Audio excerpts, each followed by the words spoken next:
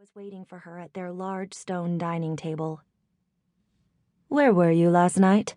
she said, as Dara dropped into a chair and reached for a bowl of porridge.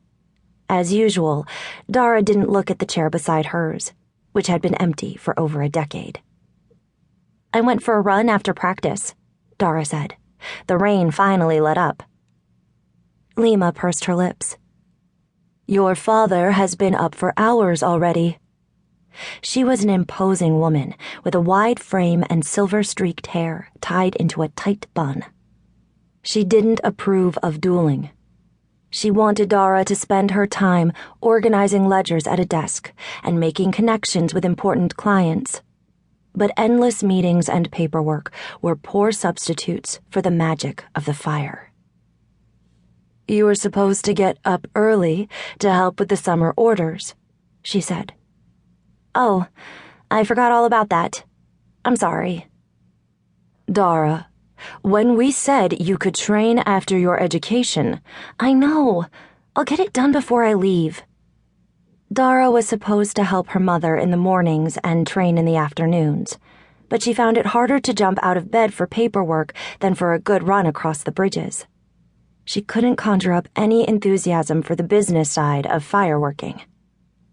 Dara's disappointment when she found out she couldn't work the fire had been shattering, and it had come close on the heels of her older sister's death.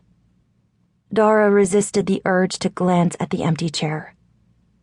Rena had been born with the spark, and had already begun training in the art of fireworking.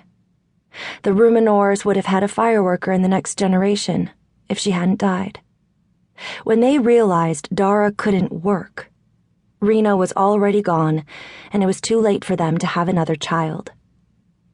Dara's mother had been more upset that she couldn't train in the family art than Dara herself. At least her father tried to hide it. When Dara was 9, long past the age when workers typically felt their first link to the fire, he had suggested that she take up dueling. She had loved it from the moment she first drove the tip of a blade into a target and felt the force of the hit vibrating up her arm. Rafe had intended swordplay to be a diversion, a consolation until she was old enough to help her mother with the business, but it soon became Dara's one and only passion. She threw herself into training, thriving on the fact that the harder she worked, the better she became. It had nothing to do with some inborn spark beyond her control. As she got older, her disappointment over not being able to work the fire had faded. "You may need to skip some of your afternoon practices for the next few weeks," her mother said. "The work is piling up." "Can you hire someone else to help you?" Dara asked.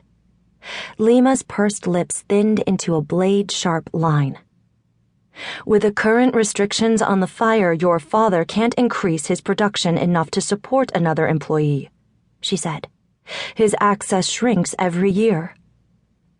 Heavy footfalls sounded outside the kitchen door, and Dara's father emerged from the tunnel at the back of the house.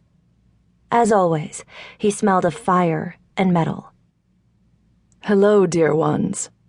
Rafe Ruminor filled every room he entered. He was tall and lean, with a strong jaw and golden hair like Dara's. Lima rose, standing almost as tall as her husband, and kissed his cheek. They were a formidable pair, and it was easy to see why they commanded such respect on the mountain. "You're up late, my young spark," Rafe said, dropping a heavy hand on Dara's shoulder. "I ran after training last night," Dara said. "One day you're going to get injured, and you'll wish you'd spent more time on something besides those swords," Lima said. "But the cup is in 2 months."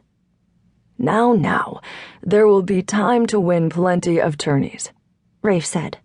He sighed expansively. "Perhaps it is for the best. There may be no business in the future if the warden continues to parse out the fire to those who are not worthy of it."